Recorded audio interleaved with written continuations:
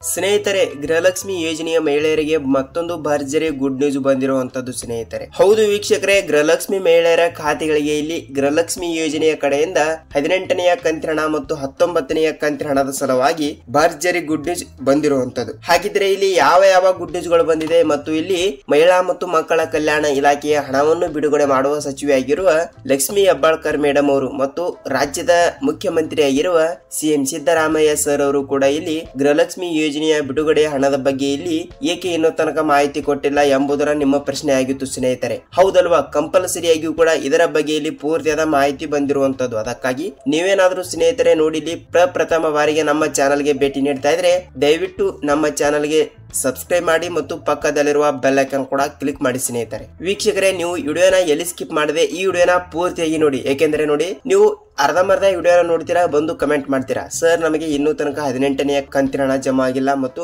ಗೃಹಲಕ್ಷ್ಮಿ ಯೋಜನೆಯ 19ನೆಯ ಕಂತಿನ ಹಣ ಜಮಾ ಆಗಿಲ್ಲ ಅಂತ ಕಮೆಂಟ್ ಮಾಡ್ತೀರಾ. ಸ್ನೇಹಿತರೆ ನೋಡಿ, ತಪ್ಪು ನಿಮ್ಮದು ಇರುತ್ತದೆ. ಅದಕ್ಕಾಗಿ ಕಂಪಲ್ಸರಿಯಾಗಿ ಕೂಡ ನೀವು ಏನು ಮಾಡಬೇಕು ಮತ್ತು ಗೃಹಲಕ್ಷ್ಮಿ ಯೋಜನೆ ಹಣವನ್ನು ಪಡೆದುಕೊಳ್ಳಬೇಕಾದ್ರೆ ಯಾವ ರೂಲ್ಸ್ ಗಳನ್ನು ಕೂಡ ಫಾಲೋ ಮಾಡಬೇಕು ಎಂಬುದರ ಮಾಹಿತಿಯನ್ನು ನಿಮಗೆ ಈ ವಿಡಿಯೋದಲ್ಲಿ ಪೂರ್ತಿಯಾದ ಮಾಹಿತಿಯನ್ನು ತಿಳಿಸ್ಕೊಡ್ತೀನಿ. ನಿಮಗೆ ಇಲ್ಲಿ ಗೃಹಲಕ್ಷ್ಮಿ ಯೋಜನೆಯ ಕಡೆಯಿಂದ ಹಣವನ್ನು ಬಂದಿಲ್ಲ ಅಂದ್ರೆ ಈ ಒಂದು ರೂಲ್ಸ್ ಅನ್ನು ಕಂಪಲ್ಸರಿಯಾಗಿ ಕೂಡ ಎಲ್ಲರೂ ಫಾಲೋ ಮಾಡಿ. ನಿಮಗೆ ಇಲ್ಲಿ ತಪ್ಪದೆ ಹಣವನ್ನು ಕಂಪ್ಲೀಟ್ ಆಗಿ ಮಹಿಳೆಯರ ಖಾತೆಗಳಿಗೆ ಇಲ್ಲಿ 18ನೆಯ ಕಂತಿನ ಹಣ ಜಮಾವಣೆ ಆಗುತ್ತದೆ ಸ್ನೇಹಿತರೆ. 18ನೆಯ ಕಂತಿನ ಹಣ ಕೂಡ 2,000 ಮತ್ತು 19ನೆಯ ಕಂತಿನ ಹಣ ಕೂಡ 2,000 ವೀಕ್ಷಕರೇ. ಹಾಗಿದ್ರೆ ಬನ್ನಿ, ಇಲ್ಲಿ ರಾಜ್ಯದ ಮುಖ್ಯಮಂತ್ರಿ ಆಗಿರುವ ಸಿಎಂ ಸಿದ್ದರಾಮಯ್ಯ ಸರ್ ಅವರು ಮತ್ತು ರಾಜ್ಯದ ಉಪಮುಖ್ಯಮಂತ್ರಿ ಆಗಿರುವ ಡಿ.ಕೆ. ಶಿವಕುಮಾರ್ ಸರ್ ಅವರು ಕೂಡ ಏನು ಮಾಹಿತಿ ಕೊಟ್ಟಿದ್ದಾರೆ ಎಂಬ ಒಂದು ಮಾಹಿತಿಯನ್ನು ಈ ವಿಡಿಯೋದಲ್ಲಿ ತಿಳಿದುಕೊಳ್ಳುತ್ತಾ ಹೋಗೋಣ. ಸ್ನೇಹಿತರೆ, ರಾಜ್ಯದಲ್ಲಿ ಇರುವಂತಹ ಪ್ರತಿಯೊಂದು ಫಲಾನುಭವಿಗಳ ಖಾತೆಗಳಿಗೂ ಕೂಡ ಈಗಾಗಲೇ ಗೃಹಲಕ್ಷ್ಮಿ ಯೋಜನೆಯ ಹಣವನ್ನು 1ರಿಂದ 17ನೆಯ ಕಂತಿನ ಹಣದ ತನಕ ಹಣವನ್ನು ಬಿಡುಗಡೆ ಆಗಿದೆ. ಹೌದಲ್ವಾ? ಅದಕ್ಕಾಗಿ 1ರಿಂದ 17ನೆಯ ಕಂತಿನ ಹಣ ಅಂದ್ರೆ ಇಲ್ಲಿ ಟೋಟಲ್ ಆಗಿ 34,000 ರೂಪಾಯಿ ಹಣ ಆಯ್ತು. ಹೌದಲ್ವಾ ಸ್ನೇಹಿತರೆ? ಒಂದು ಕಂತಿನ ಹಣಕ್ಕೆ ಇಲ್ಲಿ 2,000 ರೂಪಾಯಿ ಆದ್ರೆ ಇಲ್ಲಿ 17 ಕಂತಿನ ಹಣಕ್ಕೆ 17 × 2,000 ಟೋಟಲ್ ಆಗಿ 30ರಿಂದ 34,000 ರೂಪಾಯಿ ಹಣ ಆಯ್ತು. ಅಷ್ಟು ಹಣವನ್ನು ಕೂಡ ಪ್ರತಿಯೊಂದು ರಾಜ್ಯದಲ್ಲಿ ಇರುವಂತಹ 30ರಿಂದ 31 ಜಿಲ್ಲೆಗಳಲ್ಲಿ ಇರುವಂತಹ ಪ್ರತಿಯೊಂದು ಫಲಾನುಭವಿಗಳ ಖಾತೆಗಳಿಗೆ ಹಣವನ್ನು ಬಿಡುಗಡೆ ಮಾಡಿದೆ. ಈಗ ಮಹಿಳೆಯರ ಖಾತೆಗಳು ಅಂದ್ರೆ ಫಲಾನುಭವಿಗಳು ಕೇಳ್ತಾ ಇರೋದು ಏನೆಂದ್ರೆ, ಸರ್ ನಮಗೆ ಇನ್ನೂ ತನಕ ಇಲ್ಲಿ ಈಗಾಗಲೇ ಏಪ್ರಿಲ್ ತಿಂಗಳು ಕೂಡ ಬರ್ತಾ ಇದೆ ಮತ್ತು ನಮ್ಮ ಜಿಲ್ಲೆಗಳಿಗೆ ಇಲ್ಲಿ ನಾಳೆ ಏಪ್ರಿಲ್ ತಾರೀಕು ಇರುವುದರಿಂದ ಅಂದ್ರೆ ಏಪ್ರಿಲ್ ತಿಂಗಳು ಶುರು ಆಗ್ತಾ ಇರುವುದರಿಂದ ಕಂಪಲ್ಸರಿಯಾಗಿ ಕೂಡ ಇಲ್ಲಿ ನಿಮ್ಮ ಜಿಲ್ಲೆಗಳಿಗೆ ಇಲ್ಲಿ 18ನೆಯ ಕಂತಿನ ಹಣ ಮತ್ತು 19ನೆಯ ಕಂತಿನ ಹಣ ಕೂಡ ಬರಲೇಬೇಕು. ಅದಕ್ಕಾಗಿ ಯಾವಾಗ ಹಣವನ್ನು ಬಿಡುಗಡೆ ಆಗುತ್ತದೆ ಸರ್ ಅಂತ ಇದರ ಬಗ್ಗೆನೂ ಕೂಡ ಒಂದು ಮಾಹಿತಿ ಕೊಡಿ ಅಂತ ಅವರು ರಿಕ್ವೆಸ್ಟ್ ಅನ್ನ ಮಾಡಿಕೊಳ್ತಾ ಇರುವಂತದ್ದು. ಅದಕ್ಕಾಗಿ ನೋಡಿ ಸ್ನೇಹಿತರೆ, ಇಲ್ಲಿ ರಾಜ್ಯ ಸರ್ಕಾರದಿಂದ ಹೊಸ ಗುಡ್ ನ್ಯೂಸ್ ಬಂದಿರುವಂತದ್ದು. ಯಾವ ಗುಡ್ ನ್ಯೂಸ್ ಬಂದಿವೆ ಮತ್ತು ಇಲ್ಲಿ ನೀವು ಇನ್ನೂ ತನಕ ಗೃಹಲಕ್ಷ್ಮಿ ಯೋಜನೆ ಕಡೆಯಿಂದ 18ನೆಯ ಕಂತಿನ ಹಣವನ್ನು ಪಡೆದುಕೊಂಡಿಲ್ಲ ಅಂದ್ರೆ ಅತಿ ಬೇಗನೆಯಾಗಿ ಕೂಡ ನೀವು ಹಣವನ್ನು ಹೇಗೆ ಪಡೆದುಕೊಳ್ಳಬೇಕು ಎಂಬುದರ ಮಾಹಿತಿಯನ್ನು ತಿಳಿದುಕೊಳ್ಳುತ್ತಾ ಹೋಗೋಣ. ವೀಕ್ಷಕರೇ, ಹೌದು, ರಾಜ್ಯದಲ್ಲಿ ಇರುವಂತಹ ಪ್ರತಿಯೊಂದು ಫಲಾನುಭವಿಗಳ ಖಾತೆಗಳಿಗೂ ಕೂಡ ನೇರವಾಗಿ ಇಲ್ಲಿ ಡಿಬಿಟಿ ಮುಖಾಂತರ ಹಣವನ್ನು ಬಿಡುಗಡೆ ಆಗ್ತಾ ಇದೆ. ಹೌದಲ್ವಾ ಸ್ನೇಹಿತರೆ? ಅದಕ್ಕಾಗಿ ಡಿಬಿಟಿ ಮುಖಾಂತರ ಹಣವನ್ನು ಬಿಡುಗಡೆ ಆಗಬೇಕಾದ್ರೆ ಕಂಪಲ್ಸರಿಯಾಗಿಯೂ ಕೂಡ ನೀವು ಈ 4 ರೂಲ್ಸ್ ಗಳನ್ನು ಫಾಲೋ ಮಾಡಲೇಬೇಕು. ಹೌದು, ನಾನು ಮೊದಲನೇದಾಗಿ ಬೇಗ ಹೇಳ್ತೀನಿ ನೋಡಿ ಸ್ನೇಹಿತರೆ. ನೋಡಿ, ಇಲ್ಲಿ ಮೊದಲನೇ ಒಂದು ರೂಲ್ಸ್ ಯಾವುದು ಅಂತ ನೋಡುವುದಾದ್ರೆ, ನೀವು ನಿಮ್ಮ ಗೃಹಲಕ್ಷ್ಮಿ ಯೋಜನೆಯ ಹಣವನ್ನು ಯಾವ ಬ್ಯಾಂಕಿಗೆ ಹಣವನ್ನು ಜಮಾವಣೆ ಆಗುತ್ತದೆ ಅಲ್ಲ ಆ ಬ್ಯಾಂಕಿಗೆ ನೀವು ಒಂದು ಸಲ ಭೇಟಿ ನೀಡಿ ನೀವು ಸೀಡಿಂಗ್ ಮಾಡಿಸಬೇಕು ಸ್ನೇಹಿತರೆ. ಹೌದು, ನಾನು ಪ್ರತಿಯೊಂದು ವಿಡಿಯೋದಲ್ಲಿ ಕೂಡ ಹೇಳ್ತೀನಿ. ಏಕೆಂದ್ರೆ ನೀವು ಸೀಡಿಂಗ್ ಮಾಡಿಸಿಲ್ಲ ಅಂದ್ರೆ ನಿಮಗೆ ಇಲ್ಲಿ ಗೃಹಲಕ್ಷ್ಮಿ ಯೋಜನೆಯ ಕಡೆಯಿಂದ ಯಾವುದೇ ರೀತಿಯಾಗಿಯೂ ಕೂಡ ಹಣವನ್ನು ಬರಲ್ಲ. ಅದಕ್ಕಾಗಿ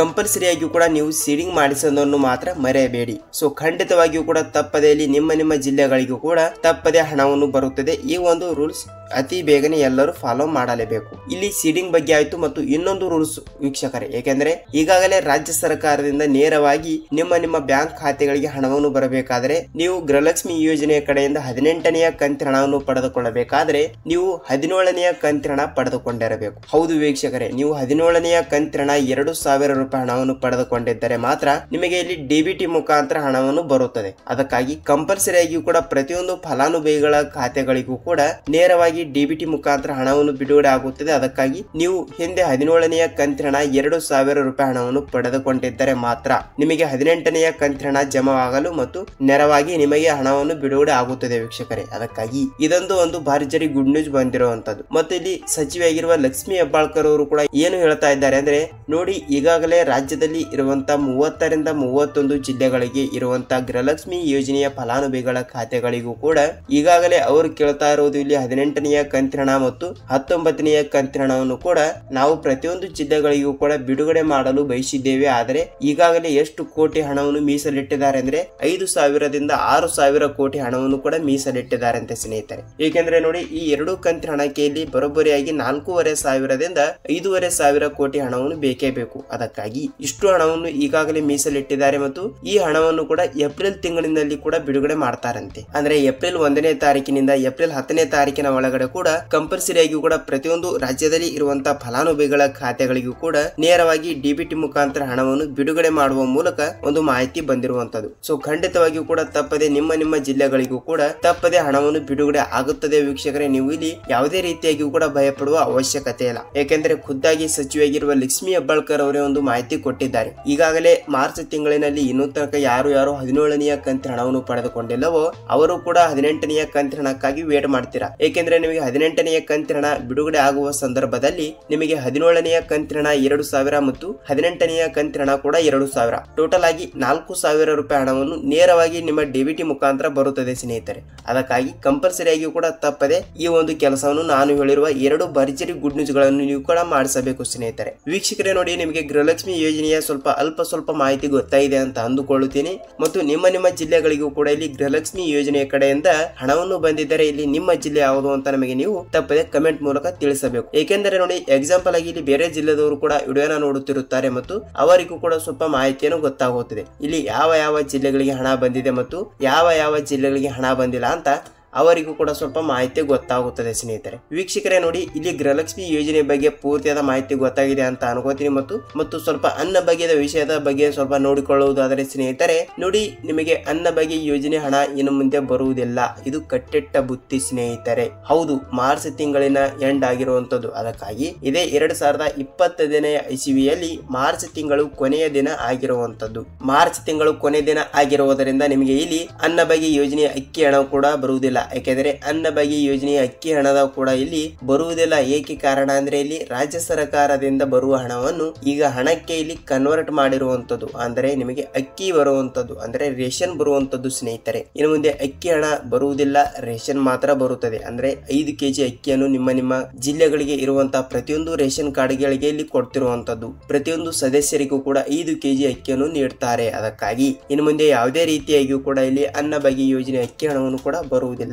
ಸೊ ನೋಡಿ ಸ್ನೇಹಿತರೆ, ನಿಮಗೆ ಗೃಹಲಕ್ಷ್ಮಿ ಯೋಜನೆಯ ಬಗ್ಗೆ ಮತ್ತು ಅನ್ನಭಾಗ್ಯ ಯೋಜನೆ ಹಣದ ಬಗ್ಗೆ ಇಲ್ಲಿ ಪೂರ್ತಿಯಾದ ಮಾಹಿತಿ ಗೊತ್ತಾಯ್ತು. ಮತ್ತು ಇಲ್ಲಿ ನಿಮಗೆ ಪೂರ್ತಿಯಾದ ಮಾಹಿತಿ ಗೊತ್ತಾಗಿದ್ರೆ ವೀಕ್ಷಕರೇ, ವಿಡಿಯೋನ ಇಷ್ಟವಾದರೆ ಒಂದೇ ಒಂದು ಲೈಕ್ ಮಾಡಿ ಮತ್ತು ನಿಮ್ಮ ಫ್ರೆಂಡ್ಸ್ ಅಂಡ್ ಫ್ಯಾಮಿಲಿ ಕೂಡ ಈ ವಿಡಿಯೋನ ಶೇರ್ ಮಾಡಿ. ಯಾಕೆಂದ್ರೆ ಎಕ್ಸಾಂಪಲ್ ಆಗಿ ಇಲ್ಲಿ ಅವರಿಗೂ ಕೂಡ ಸ್ವಲ್ಪ ಮಾಹಿತಿಯನ್ನು ಗೊತ್ತಾಗುತ್ತದೆ ಇಲ್ಲಿ ಯಾವ ಜಿಲ್ಲೆಗಳಿಗೆ ಹಣ ಬಿಡುಗಡೆ ಮಾಡಿದ್ದಾರೆ ಅಂತ ಇಲ್ಲಿ ಅವರಿಗೂ ಕೂಡ ಸ್ವಲ್ಪ ಮಾಹಿತಿ ಗೊತ್ತಾಗುತ್ತದೆ ಸ್ನೇಹಿತರೆ. ವೀಕ್ಷಕರೇ, ನಾವು ಮತ್ತೊಂದು ಗೃಹಲಕ್ಷ್ಮಿ ಅನ್ನಭಾಗ್ಯ ಅಪ್ಡೇಟ್ ಜೊತೆಗೆ ಮತ್ತೊಂದು ವಿಡಿಯೋದಲ್ಲಿ ಭೇಟಿ ಆಗೋಣ ಸ್ನೇಹಿತರೆ. ಅಲ್ಲಿಯವರೆಗೂ ನಮಸ್ಕಾರ.